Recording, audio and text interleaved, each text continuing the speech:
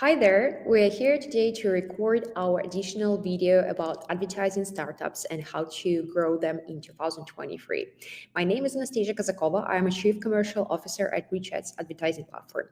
Today, we're joined by Vlad Zhovtenko, co-founder and CEO of RedTrack. RedTrack is a SaaS ad tracking and conversion additional attribution platform.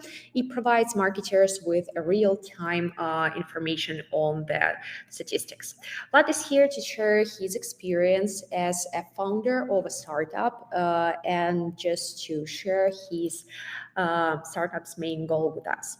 So let's start from the beginning. So Vlad, you have at least 5 years of experience as a startup founder. What changes have you noticed during this period? I became smarter. Became smarter. That's a great result. I mean, for me, first of all, it's not the first startup, but I would say it's a first SaaS business that actually went beyond MVP. So a lot of things I do, I mean, it's not that there is any secrets. It's just that until you get some hands-on experience, at least for me, I was not fully grasping that publicly open information how I do things. Like product market fit, why it's important, or what is a product market fit, until we actually reached it and realized, hey, this is what product market fit. Yes, it's exactly what everybody talking about, but it's hard to explain because when you read it and when you do it, those are very different things until you start to get results by practice. Okay, and as you said, it's a SaaS platform. So how do you make it profitable? Well, first of all, there are different ways to make a SaaS platform profitable. For us, we're still not profitable, although we're very, very close to becoming a company that generates revenue. The reason is because when we build something complex technological product, it's about a lot of upfront investment. And that's why most of the complex SaaS products, and RedTrack is not a simple one. We actually, under the hood, we are big data, high load, operating private cloud to ensure the reliable service for customers worldwide. So all these require some upfront investment, and RedTrack would not be possible without venture capital and the support of our VCs. I'm not talking about the investment itself, but also actually sharing the experience and helping us to pass through the key growth milestones because they have that experience, either their own or from the other startups they're working with. Okay, I got it. And what amount of investments that has been raised by RedTrack to this date? We raised to 1.75 million USD by now. And that's the information. If everybody will be looking, it's available. It's not jumping out loud. It's not on our website, but it's on the Crunchbase, I think, in some other places. And that's what each startup can tell about them. And can you tell us when the next round of the investments will be? And unlike before, now this is a challenging question because first, we are approaching profitability. And as soon as we do it, any SaaS business that is generating profit, what is called becomes default alive.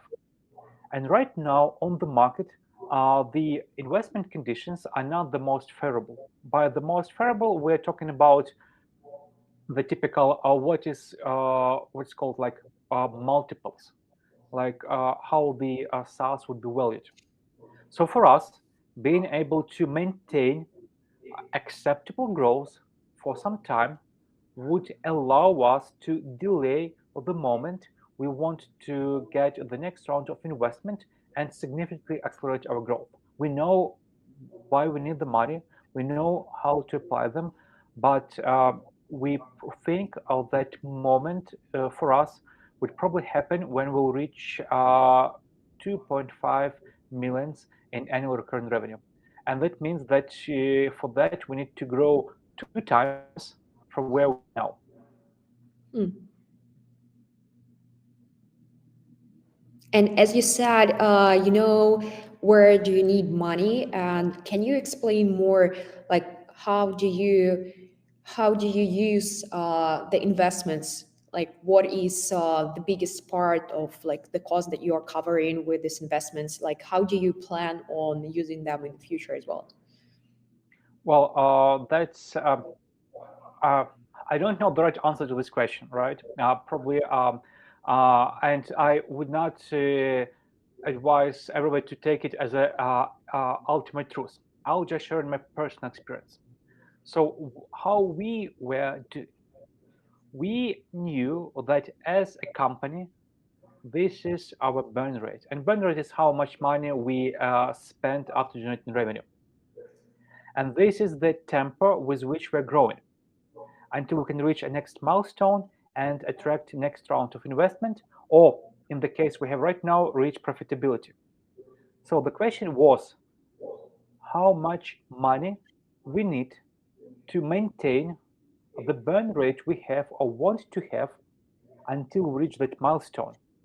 And that's what defined the desired investment amount. So, hey, we need to raise uh, X amount of money to get from where we are now to that next milestone, and then we'll make a next round, like seed round, then late seed, then next one for us is Series A, and then Series B, Series C, etc.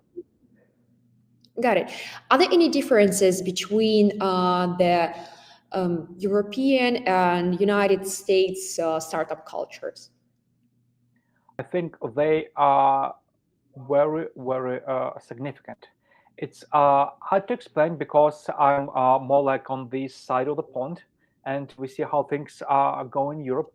But from my limited exposure to US VCs and to US startup culture, I can say that's very difficult. And to be honest, it sounds interesting when it comes business terms, but it's way more pragmatic and ruthless. In my personal opinion, European startups and venture funds work way more closely together, and a lot of European funds probably will go extra mile to support the startups they're working with. I have zero experience working with the US VCs, but the impression I got from visiting all the events talking that they will write off the startup that is not performing to expectations sooner than it will happen in Europe. And that's good for the economy, but tougher for founders. I see. And have you tried to pitch your startup in United States? Yes, I did. I pitched startup in the United States, and but it uh, was too early even to pitch there. And I got amazing feedback. I got amazing experience. It was okay. We are not yet this size to go to yes. And also, what we realized with time is that it's not a joke that you need to be in a like yes, it's like 1 hour drive or like 2 hours drive from your VCs. We have VCs from Ukraine, from Lithuania, from Czech Republic. I meet them in person several times a year. Of course, we try to do that on events, but I don't think it would be really easy or possible when you have somebody on Pacific Coast, which is like Silicon Valley. So it means that whenever the startup plans to raise the money in the US, one of the founders needs to be ready to be there quite a lot of time to be there in what's very short reach, be able to stop by, talk, get it and share insights, etc., in person with its VCs. Hmm. Got it. And as a I don't know, as a startup founder, can you name your biggest mistakes that you have made during this period? Yes, I think our biggest mistake was not maintaining focus. So we tried to get as broad as we can, as fast as we can, trying to catch it. Hey, that next feature would be the killer feature and will start to dominate the market. No, the killer feature is consistency, persistent, persistency, focus, and user experience.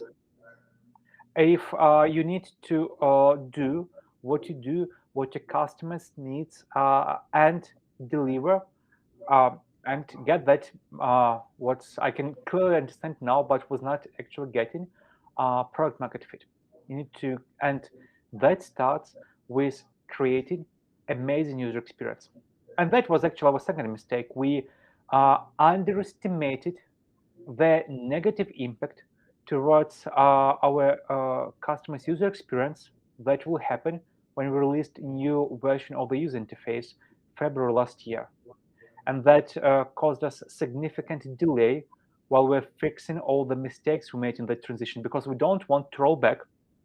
We had reasons to switch to the new say user experience, but the outcomes of not thinking it through were very dramatic. If I would know what would happen, I'll probably delay it for next 6 months until we would nail it to way better condition than it was. And What helped us that we maintained two versions of the product at the same time. So, but that was a huge resource drain, because we had to maintain two versions of the product, splitting all our resources, and we started to have limited resources. And that's why we're right now beyond our product plan, roughly by 4 to 5 months, because of bad decisions. And it hurts, but we went through, and now we're good. I can see all users using user interface, and I'm happy to see that. Okay, I understand. Thank you for your answer. And I think also everyone wants to know, what advice would you give to a person who is starting, who decided to start, I don't know, some business or a startup in this digital marketing industry? Well, for any person who wants to start his own business, I would give a very good advice. Have a clear understanding why are you doing this, because it will not be easy. It will be fun, maybe sometimes will be not fun. It will be hard, difficult, but very rewarding when you start things coming to fruition. And I had my share of this. I created my first company was just 22, and it was so difficult that at times I quit. I said, no, I don't want to work for myself. I want to work for someone else, because that someone else will take care of so many other things that I want to take care of. So I'll have a life. And then I got some more experience with digital and non-digital businesses. And eventually I returned to doing startups, and I had my own failures. So be also prepared for failures. It's not like you will be always successful. And you also need to understand that just probably what the statistics, 4 or 5 out of 100 startups survive to their first million annual recurring revenue. We're talking about SaaS startups. Every other, they fail. And after that, also quite a few startups don't survive to their next milestone, like 10 million annual recurring revenue. So it's very rewarding, very exciting, very challenging journey. If you're up to it, then definitely do it. Just be ready that it will not be like some rainbow road. You'll have to put in some work. Okay, so be strong and motivated, right? Yeah, exactly. But motivation, I mean, it's a very interesting thing. I don't believe in motivation. You don't believe in it? I know, because motivation is, at least for me, it's a trick, because if I want to do something, what motivation I need? Like, either I want to do it or I don't want to do it. Everything else is a lie. If I want to do it, I stand up and do it. I don't need any motivation to stand up and do it. Because if I need some motivation, it means that I don't want to do it. And then why I would even want to spend my time towards that?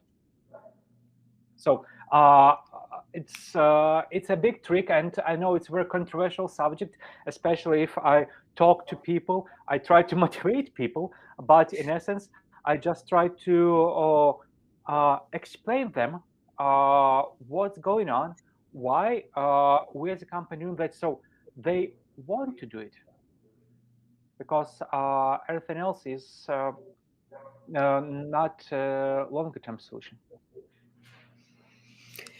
Sounds logical as well. So yeah, I think that's all questions that we have in this short video. And thank you so much, Vlad, for sharing your experience with us. I hope that all the future entrepreneurs will find it really interesting and informative. And I believe it will help them to success and to be this like one of the 4 or 5 startups who will make it through. So thank you so much for joining me today. Thank you for sharing your experience, and thank you users, all our users, to watch this video. And please subscribe to our YouTube channel. Click on the bell button not to miss any videos from us, and we will create more content for you. And thank you again. Stay tuned, and bye-bye. Bye-bye.